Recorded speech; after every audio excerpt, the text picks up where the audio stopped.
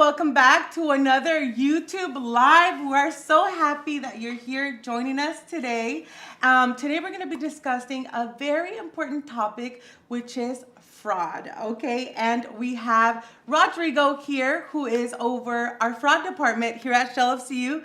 Thank you so much for joining us, Rodrigo. Thank you very much, Jacqueline. I really appreciate it.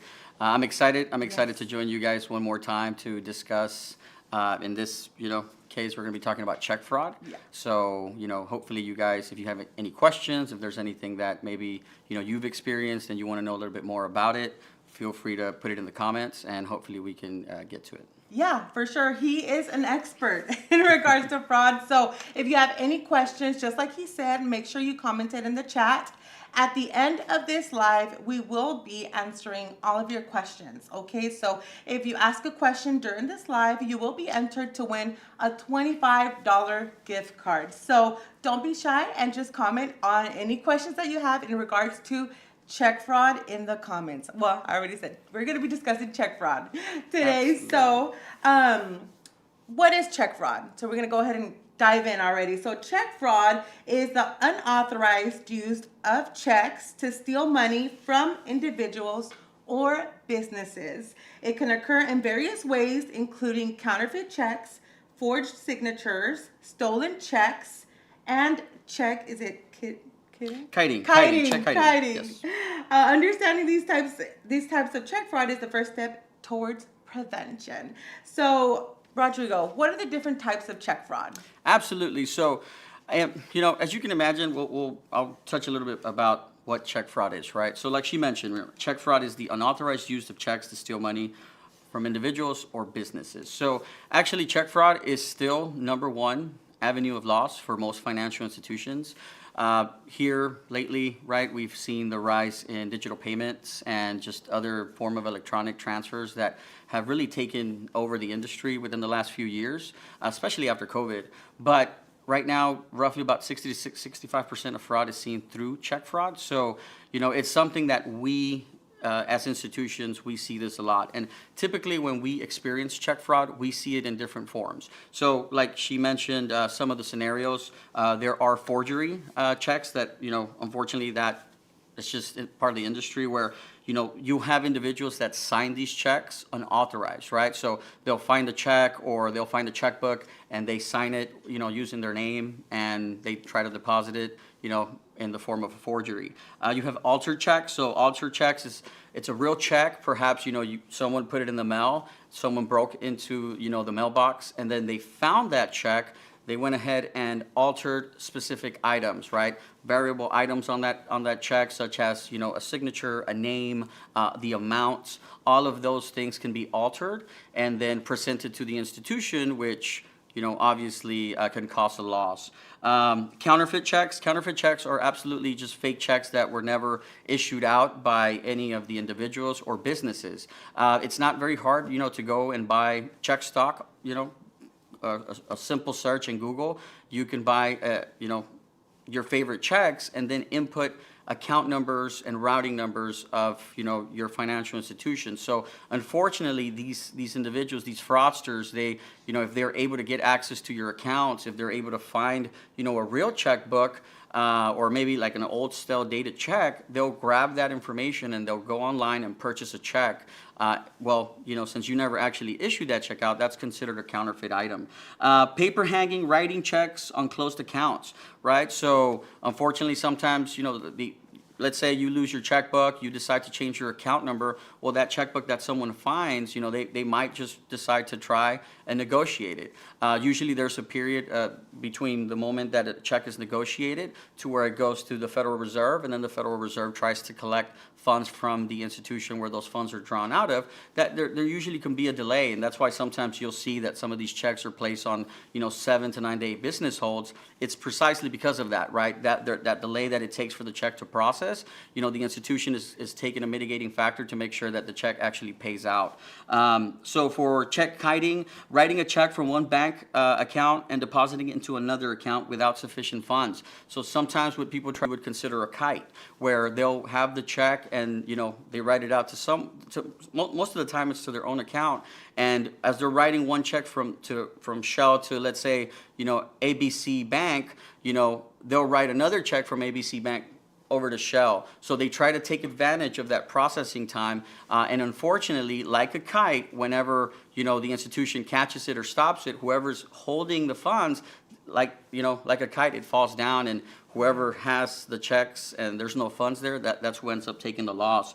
And then for check washing, as you've probably heard this term quite a few times, it's literal washing of the checks. There's chemicals that fraudsters and, criminal organizations use to, unfortunately, specifically wash the checks and remove inks so that they can then turn around and input their own information. So that's some of the check fraud that, institutions like Shell Federal Credit Union typically experience. And, usually when you see that type of check fraud, it's because it's related to some type of scam, right? So it's, for example, if you have an individual that, you get a check over the mail, sometimes these members or these individuals or these customers for not just Shell but other institutions, there's no intention to deposit counterfeit checks. It's because someone perhaps contacted them, a few days behind and said, hey, I got a business proposition for you. Lately here, we've seen a lot of this check fraud happening through Instagram, where, luckily here, at Shell Federal Credit Union, the fraud team is very dedicated, and, they definitely do whatever they can to try to stop some of these scams. Big shout out to our fraud team. Oh, absolutely. For sure. They're amazing. Great team. And they're able to talk to these members, and we get information on those scams. So if you've ever been involved in, in a scam yourself, make sure to put it in the comments. We want to hear what, you're dealing with. We use the information that you provide so that we can create, strategies to just, expand our mitigation. So I do want to talk a little bit about some of these scams where, maybe provide a little bit more, knowledge to our member base so that they can be aware, right? Ultimately, the reason that we do this is to generate information to you in the event that, you come across something that could potentially, seem or sound like something that we're presenting. You know exactly what to do and what not to do. So take this as just, we're just sharing information to you. And, feel free to pass it on, especially right now with the holidays. Right. We have Thanksgiving coming on. We have Halloween's around the corner. But Christmas, right? Everybody likes to go and start shopping for Christmas around Black Friday when the deals go out. Well, fraudsters on the other side, they take advantage of these holidays. They take advantage of, these special days that, people are supposed to be spending time and, doing something nice for their family. And they try to take advantage by, putting out there, hey, you can make quick and easy money. Unfortunately, like the old saying goes, if it's too good to be true, it probably is. So, just be alert, be careful, be extra cautious, because these fraudsters are out there. So, not going into depth too much, I want to talk a little bit about overpayment scams. This seems to be one that, it's always prevalent year after year, and what is an overpayment scam? So sending a check for an amount greater than the agreed price and asking for the excess to be refunded before the check bounces. Typically, when you come across overpayment scams, you'll get, we've seen specific cases where, the member is perhaps selling a TV, right? And the individual, maybe Facebook Marketplace or, your favorite retailer online, where you're dealing with an individual person, they'll say, hey, I want to buy your TV, but, I can't swing by and pick it up. You might be selling the TV for $500. Well, they'll send you a check via the mail, or sometimes they'll email it to you, and it'll be for $1,000, right? And they, the instructions that usually come along with that is, $500 is for you. You keep, the 500. I get my TV. Use the other $500 to go ahead and ship the TV to myself. Typically, that's what we see, right? The overpayment. They're wanting the money to be sent back, and typically, when you use that money to pay for shipping, that shipping money is in the form of a gift card, or they want you to go and drop it off at a FedEx, right? And that's where they take advantage of that. Unfortunately, if you do that, the check ends up bouncing, comes back. Federal Reserve tries to collect from the paying institution. They can't. They notify Shell, hey, there's no funds in that account. And then, unfortunately, the customer and the member is left, holding the bill. Unfortunately, we don't want, we never want any of our members, being left with that kind of loss, because $500 can be life changing for some individuals. And Right. ultimately we are here to try to get you guys and the membership to elevate your finances, to be educated in that, and preventing losses is a form to do that. The next one I want to talk about, especially with the seasons coming around the corner, mystery shopper scam. Scammers pose as companies hiring mystery shoppers. They send checks for more than the agreed amount and ask the victim to deposit it and wire it back. Right? Sounds kinda Sometimes. similar. Sorry, it sounds Yeah, kind go of ahead. similar to the overpayment scam, correct? It's Yeah. kind of similar. So ultimately, all of these kind of tie back, right? Because the fraudster has to have a way to get the money back. Right. So whether it's called the overpayment scam, whether it's called the mystery shopper, typically the titles that are assigned to these are very unique and very specific with the type of scam. So with mystery shopper scams, you might be asked right now in the holidays to say, hey, you need to buy some gifts. We'll give you $2,000. All you have to do is go and do some kind of mystery shopping. We're going to send you a check for $2,000. You'll grab the funds, if they're available, and then you'll go and you start buying all these items. Typically, they ask you to buy gift cards. That's usually what we see. And then once you get that gift card, then you turn around and you send the gift card information over to the fraudsters, and that's how they're able to get that money, right? Wow. So ultimately, the money always ends up routing in one way or another, whether it's in person, whether it's through a wire, whether it's through a transfer.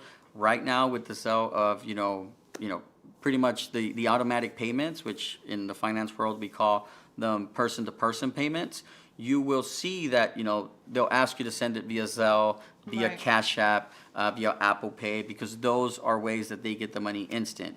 And once the money's gone, it's really hard for financial institutions to submit Right. requests to have that money back. Rental scams are another one, right? A scammer pretends to rent a property and sends a check for more than the required deposit. Then they ask the landlord to refund the difference between the check before the check bounces.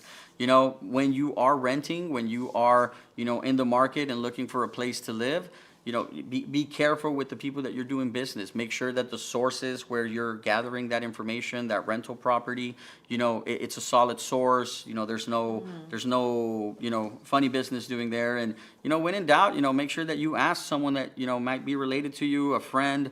It never hurts to have a second pair of eyes. Right. Because typically, you might see something in one way and someone else might have gone through that experience themselves, and they can provide that feedback.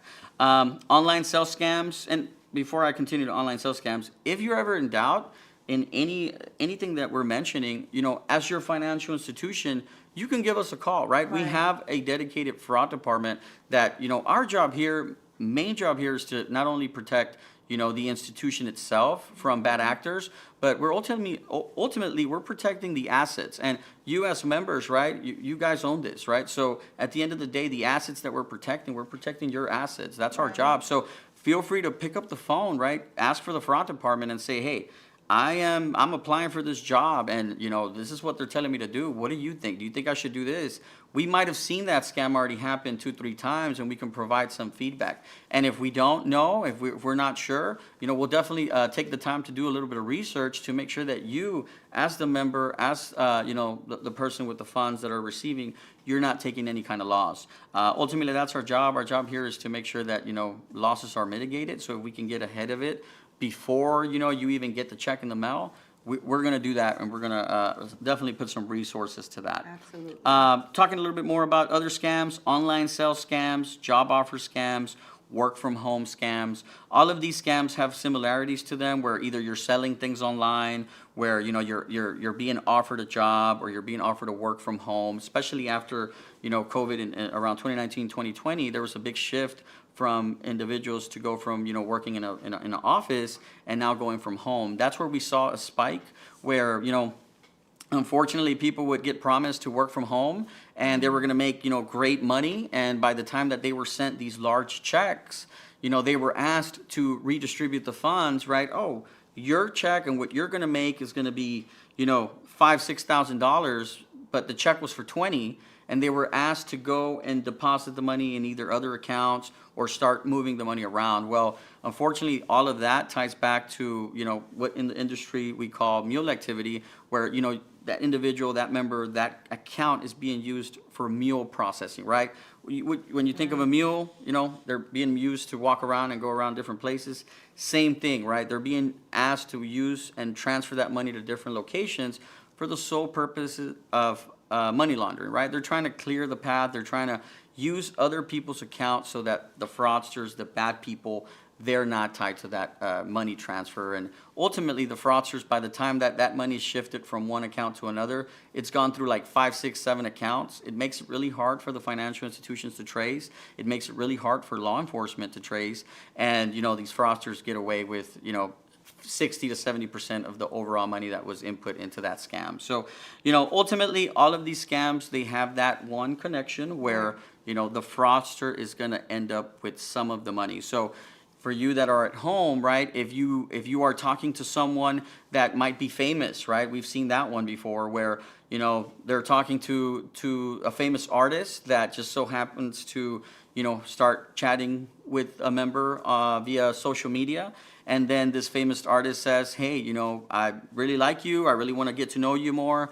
But, I'm traveling. I'm doing XYZ shows. And, I'm going to send you this large check. And, I need you to help me schedule some of my, gigs, what you would call in the industry. And, the member, sometimes there's that passion that falls behind it, right? Where, the member, I always say this, and I tell the investigators this, is like, sometimes they're not bad people, but they're going to get that information that they're being told, and they're going to believe it because in the moment, sometimes, you develop like blinders. You get taken advantage. And, ultimately, we don't want anyone to be taken advantage. So if you start seeing and hearing stories like that, it doesn't hurt to ask. It doesn't hurt to just, take a moment, stop. If someone that you don't typically, do business with, a family member, is sending you a check, is sending you funds, and now they're asking you to send money back, that should be a red flag. So that's something that, we as the institution, as Shell Federal Credit Union, as the fraud department, we want to communicate that over to you so that, you are aware.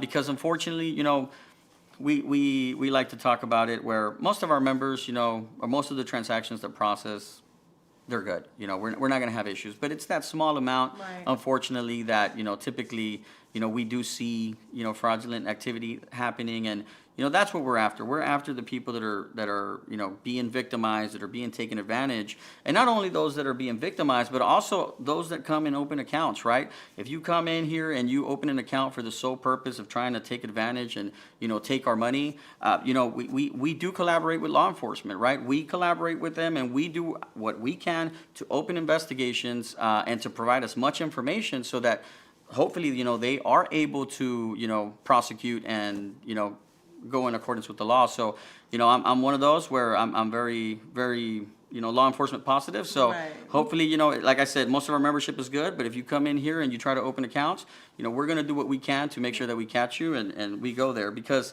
the impact on credit unions that, these losses has, it's very big. It's very problematic. Checks, like I mentioned earlier, it's about 65% of organizations that are really reporting this.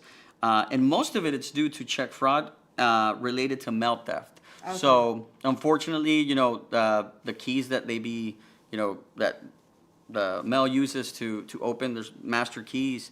Sometimes those are stolen or sometimes those are counterfeit and altered. And they're used to go and open and steal checks. So I'm sure a lot of you have seen on different social media sites, there's a lot of reports, ABC 13, all of them, they report on major fraud sometimes. And you'll see where, these group of individuals, targeted a apartment complex and they broke into the mail, right? Well, the reason they're doing that is because they're trying to target checks. They're trying to target sensitive and personal information like account numbers, like routing numbers, so that they can then go around and, do scams and target the members. So, talking a little bit more into that, getting into the financial losses, you as a member, right, you should be aware a little bit about what this industry is looking like when it comes to the impact of what we're dealing with, right? So, for example, national impact in 2023, there were 665,000 SAR reports, and SAR being an abbreviation for suspicious activity reports, to FinCEN related to check fraud. FinCEN being Financial Crimes Enforcement Network, where, think of it as like a cloud. I think I mentioned this in our previous live, where FinCEN is, think of it as a cloud in the sky. Well, every institution submits reports, suspicious activity reports.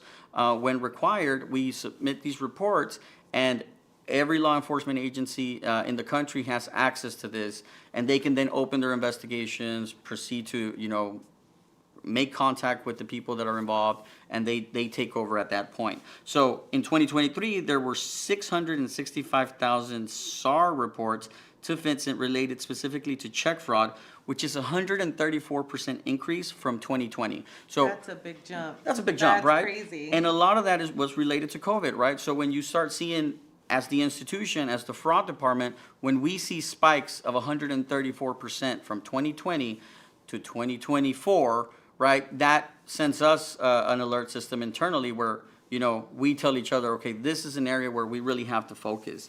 And global, that's national impact. When we talk about global impact, per an AFP payments fraud and control survey report that is out there, check fraud losses were estimated at 24 billion globally in 2023. And you have to keep into account that around 50 to 60% of all fraud incidents are not reported.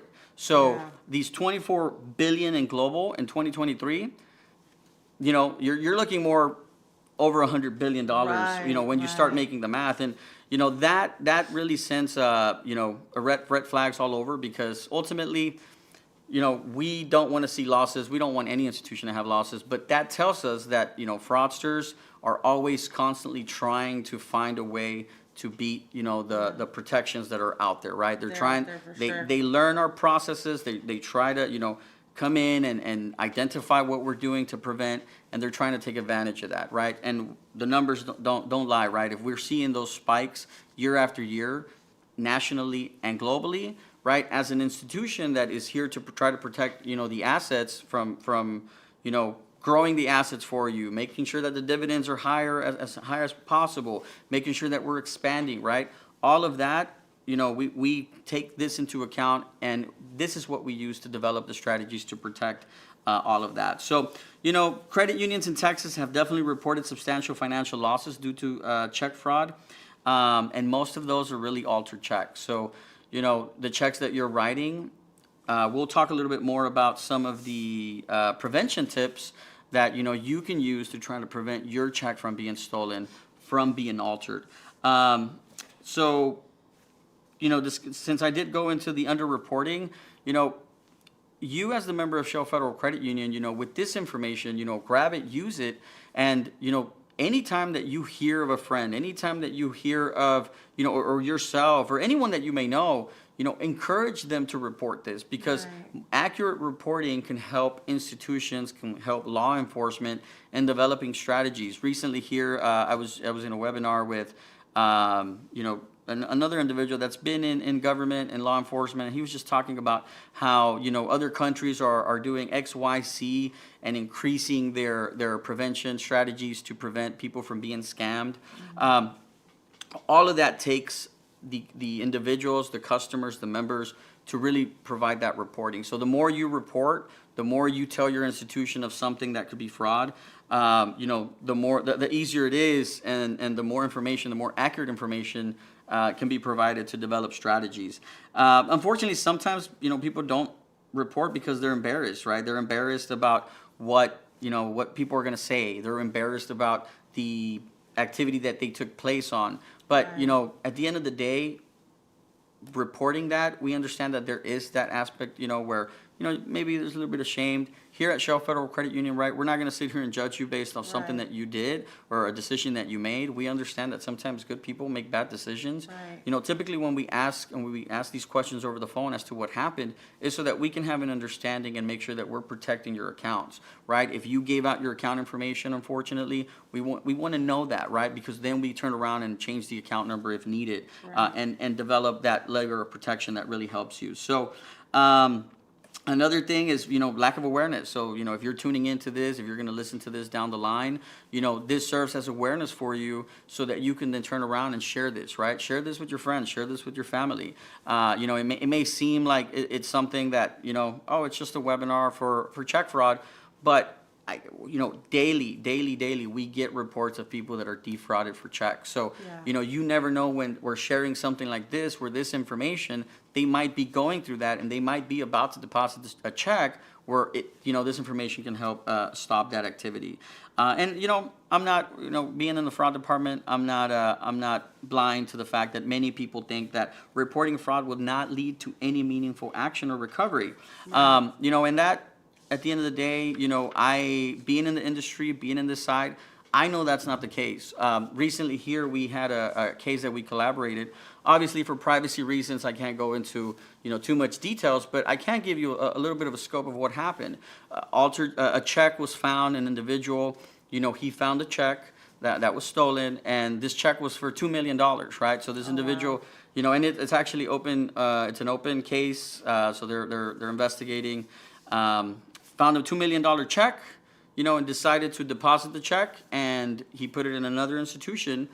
And then from that money that was there, he decided to transfer over to Shell, right? Well, we reported the activity because, right, we were analyzing the account, we were analyzing the activity, and it just seemed off. The institution reported the activity through whoever they needed to. Law enforcement got involved. We reported some of this activity over, and at the end of the day, the reporting that we did, right, it turned out that law enforcement was already looking into it. So we collaborated directly with IRS Criminal Investigation Division. We provided as many details as possible, and it was a Friday. I think it was like 9 a.m, where simultaneously, not just us but them, they were able to freeze and catch everything that happened. It's a $2 million case, right? These individuals, unfortunately, they turned around and went and bought all kind of things with this money.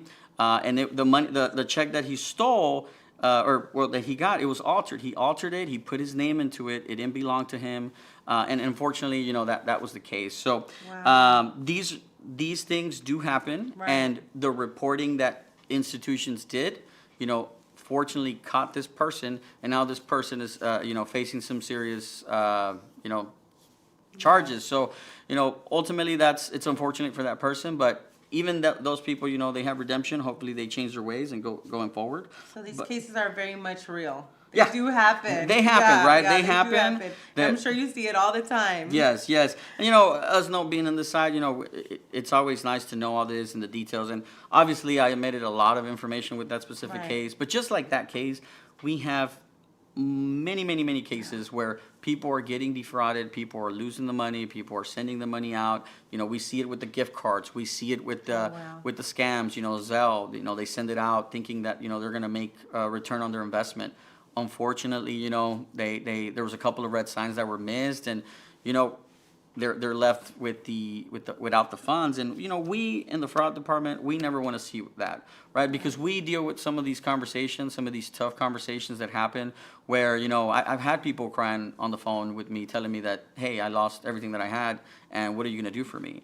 so Unfortunately, sad. the way the law states and the way the regulations are processed, sometimes when the funds are going out, especially if it's your money that you're sending out and the check is on hold by the time that we stop and return it, you sent the money out, and that hurts us, right? So Right. we never want to see that happen, but we do want to create awareness by telling, the public, our members, hey, this stuff is happening. Be careful, ask questions, make sure that what you're getting into, who you're paying. And that kind of takes me over to the prevention tips for some of the stuff that we've talked about. But do you have any questions before Yeah. I move over to prevention tips? I was actually, you read my mind. So if you are just now tuning in, we just want to say thank you, of course, for joining our YouTube live today. Like I mentioned at the beginning of this live, we have our expert here, Rodrigo, who is over our fraud department, and he's here discussing all things fraud. But we are focusing today on check fraud. So if you have any questions at all regarding check frauds or just fraud in general, make sure you comment that in the chat, and we'll do our best to go ahead and get your questions answered. You will be entered to win a $25 gift card if you do submit a question during this live. Okay, so we do have a question from Okay. Crystal, okay? Okay. And she's asking, is there a way for the bank teller to verify that the check is legit before cashing it? Okay, in good. the moment. Great, great question, Crystal, correct? Yes, Well, thank you. Crystal. First of all, thank you for taking the time to watch this live. Thank you for taking the time to write that question down. So anytime that our tellers are trained, anytime that there is a check that is presented through the teller line, right? We have different parameters and different processes that we do, right? There are systems that we can run some of these checks through where it will tell us if the account number and the routing number has been seen in fraudulent, processes before. So the tellers are instructed to use these services. We actually have an open line of collaboration between our frontline staff and our back office fraud department, where Right. we collaborate. And imagine this, right? The fraud department staff getting, multiple IMs all throughout the day, because that's what happens. At the end of the day, when I log out of my computer, I've counted, I think the most I've had is like 100 IMs in a day, right? It's a Right. lot, because we collaborate directly with our tellers where, they might not have the ability to go in there and research the maker of a check, or research, and the maker is the person that wrote out the check. They may not have the time to do that, but we collaborate with them where the investigators, go in there and they try to do a research as fast as they can. And, Right. the investigators, they do collaborate with each other. So one person may be opening, looking online, the other person may be in the system software, and the third person may be sending an email trying to get more information. So to answer your question, the front line does have that ability with the assistance of the back office, and we do collaborate. So anytime that there's a check presented, typically, if the front line, can't make a determination there, they'll either place it on a hold, or, they'll reach out to us and we'll jump in there and collaborate. A huge shout out to our front office, our tellers, Absolutely. our FSRs. They do an amazing job in making sure we catch a lot of these scams. Correct? Absolutely, yeah. And we couldn't do it, in the front back office, we don't deal, face to face with Right. our members, so we couldn't do this without our frontline staff. Yeah, And so a big shout out, to the managers that are The out there and managers, that are yes. training, that are pushing out, that are, requesting for these tellers to, to come in and have that second pair of eyes. Shout out to you, because we have seen, pretty big preventions.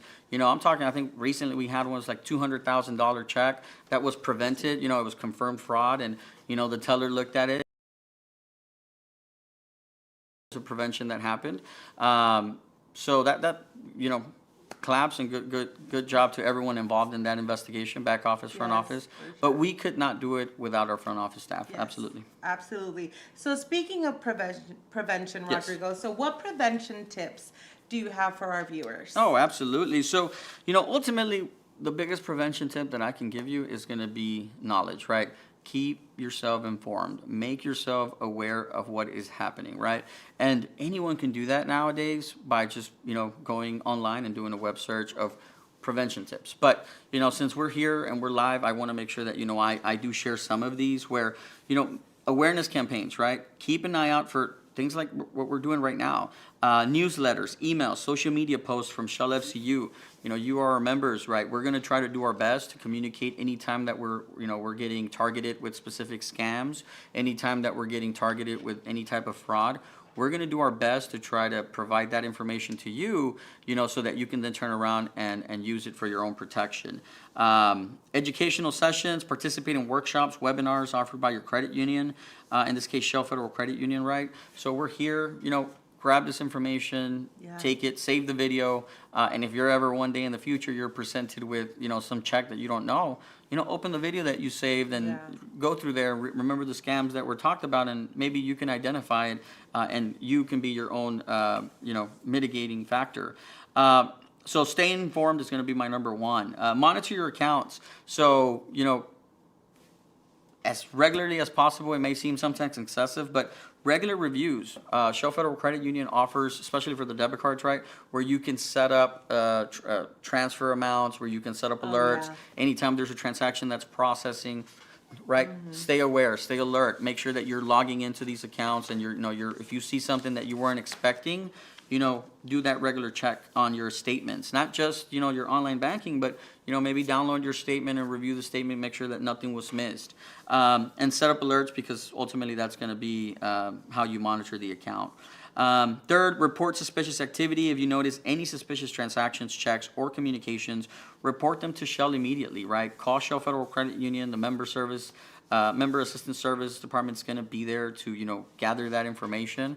And if something needs to be escalated, the fraud department can be involved, right? Ultimately, the quick action can prevent financial losses. So we want to get that information as soon as possible because sometimes time is of the essence, right? Yeah. Time sensitivity is a big thing for us where, if unfortunately an account is provided, right? Right now, we are seeing a very heavy presence of individuals that are trying to spoof our numbers. So what they're Right. doing is there's technology way to spoof our number where they're calling the member and they're saying that they are from Shell Federal Credit Union and they need you to give them information. Well, we are your financial institution, so ultimately we shouldn't be requesting, right? We have your information. Yeah, we You've have already it. opened the account. Yeah. You've already established it. So we're never going to turn around and ask you, we should never be sitting here telling you to tell us specific information. Now, Right. there is obviously that verification process when you call in, Absolutely. we request the password and different verification methods that obviously it's part of the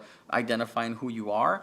But if we're asking you for your account number and your debit card number, those are things that, we will never do. So make sure that you are, using your proactive measures to say, hey, I don't like this, hang up the phone, and you call us, right? Something's not right. Something's not right. If we're asking for your personal account information, such as your bank and routing number, why would your financial institution need that if they're the ones that provide that to you? So, hang up, call back, and request to speak to who, you were talking to. Make sure that you're getting names, right? Because ultimately, we're a credit union, and, most of us know who works here. So if you call in and you say, John Doe called you, we can easily identify if a John Doe works for us, and we can turn around and tell you that was not us, right? So, make sure that you are reporting that suspicious activity to us. If you're getting a text message that just seems off that you've never got before, and all of a sudden you get a text message on your phone saying, this is Shell, we need to verify your account, pick up the phone, call us directly, and ask us if that's a text message that we sent. We can look and verify if that's something that was really sent from us, or if there's a suspicious link attached to there where you should not touch. So anytime you get a text message, you were not expecting it, don't click on the links. Those links will route you over to, systems that will steal your information, especially if your account is connected to your phone. So secure and verified checks. So specific to check fraud, since this YouTube Live is about checks, the two things that I have for you are secure storage, right? Store your checks in a secure location and avoid leaving them in easily accessible places. I myself have been a victim to this where I just, I'm in a rush. I go and I do something and I leave my checkbook in the middle of the car and then I run an errand and then I get home and go inside. Well, don't do that, right? Make sure that you are remembering where your checks are at, and you're locking them. And now, if you have your car and you have a locking system, great. If you don't, every night when you get off of your car, make sure you take that checkbook out and you leave it in a secure location because you never want, to leave a checkbook out, whether you're even at work, right? Leave it in your desk, or whether you're at the store, put it on a table, Unfortunately, there's people that are just looking for the right opportunity and they'll take that. Yeah. And now if they have your checkbook, they have your account and routing number. And by the time you figure out you might have lost it, they've already purchased checks and wrote, 10, 30 checks out and with hopes that one of those hits. So if you are a business, make sure that you do have positive pay. That right there will help you. Verify checks. Don't accept checks from people you don't know or check amounts higher than expected. So if you sold something online, not every avenue of, sell online is going to be fraud. That we understand that. But if you sold something for a certain amount and the check that you received is a lot higher, maybe something's wrong, right? Everyone wants to see a bigger check than what they're expecting, but ultimately you don't want to be stuck with a check that is counterfeit or altered because then, you could be liable for that. So those are some of the prevention tips that I have for, our members and, people that might not be members yet. Hopefully you are. But make sure that you are securing those checks properly and that you are reporting fraudulent activity or any suspicious activity over to the institution. And if you do become a victim, and if you are, a victim of any type of scam like this, make sure that, of course, you let us know because we want to secure your account. And you know, you're more than welcome to file a police report, right? Depending on the amount, you know, sometimes you'll have law enforcement that they do take these cases and they try to help you, especially if we can provide some assistance on the investigation and identify who, you know, who might be involved. Notify your credit bureaus, right? Notify the 3 major credit bureaus. Let them know that, you know, you did have some stolen information and your identity might be compromised. They will put an alert in your credit report where it will notify and say, you know, they might request that every time that someone tries to open a credit line, they call you at the designated number that you placed. And then monitor your credit, right? There's multiple ways to do that, but make sure that you're on top of it. If you're seeing a suspicious check, sometimes they jump from a check fraud, and since they already have your information, they try to go and open credit lines. Monitor your credit, report that. So that's really, you know, the basic of this. Obviously, I can sit here and talk to you about check fraud all day because there's so much. We can sit here and listen to you talk about fraud all day. So much, believe but me. I won't do that to you because it's Tuesday and everyone wishes it was Friday. So, other than that, I don't know if anyone has any questions, Yes, thank you. Jacqueline, or if Thank anyone you. in there has any questions. But thank you very Yes, much. Absolutely. Thank you so much for tuning in today to our YouTube Live. Rodrigo, you're amazing. Oh, Thank you so much. Like I you guys said, are we amazing. can sit here and listen to you talk about fraud all day. He is so knowledgeable, and he has a team of very knowledgeable people as well. So yeah, like he said, give us a call. We have a 24-hour call center. If you think that you have fraud, if you feel like you're a victim, give us a call at 713-844-1100, and we'll go ahead and get all of those questions answered for you. Okay, in regards to, I don't know, something on your account, just something doesn't look right, something doesn't feel right, give us a call. We are here to help you. So Ed Mullery does have a question on the chat. Absolutely. And he said, what is the best way to possibly eliminate email scams or at least prevent unsuspecting recipients from clicking emails from PayPal and getting into fraud? Absolutely. So email scams is, you know, it's one of the bigger areas where people get defrauded. Unfortunately, with email scams, you know, it's so sophisticated, what the fraudsters can do, that even the email address that is being used, you know, can look just identical. So my best advice when it comes to that is, if you're not expecting an email, do not click on any link, right? Yeah. Ultimately, most of us know it's very easy for us to sign up for certain, you know, sometimes I recently went somewhere and they had this great promotion, and I won't say the company name, but they had this great promotion and all you had to do was sign up. So being me, I signed up for the subscription and I input my email. Well, then I started getting like 5-6 different emails that I wasn't expecting, I didn't want, but it was part of the promotion. So, you know, unsubscribing from emails that you are not, you know, wanting or expecting, that's probably going to be your best bet. Now, if you have an email address that just, you know, if it's one I have where I think it's like 15, 20,000 emails that I've never opened and it's all just promotions. Maybe just creating a new one very similar to it, and using that one for your financial institution where you only use that email address for very specific things. That's smart. That's one so thing. smart. You know, I always have, it's free to open email addresses for the most Right. part. Have one for your marketing and have for all the marketing requests that come in, because some of these marketings you might want, right? You might want to take advantage of a deal, but have a specific email address for your bank, right? For your financial institutions, for your, you know, how you pay your bills. Serious email addresses that only specific people will have, that are not in the business of, you know, selling your information. That's probably the number one. And anytime you get an email, one of the biggest telltale signs is when you click on who it's from.